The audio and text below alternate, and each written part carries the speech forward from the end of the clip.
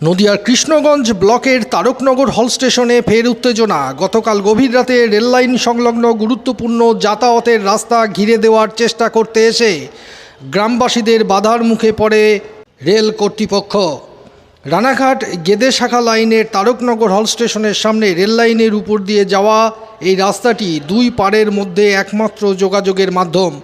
এই পথ দিয়েই প্রতিদিন কৃষ্ণগঞ্জ ও হাঁসখালি ব্লকের হাজার হাজার মানুষ, স্কুল কলেজ পড়ুয়া এবং বিভিন্ন যানবাহন চলাচল করে।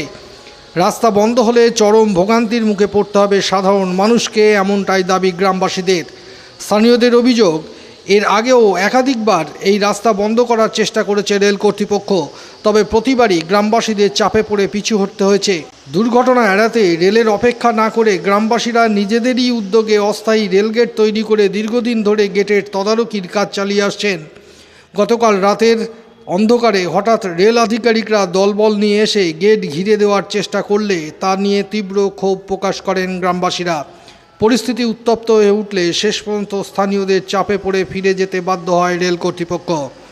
ঘটনাকে ঘিরে এলাকায় চাঞ্চল্য ছড়িয়েছে।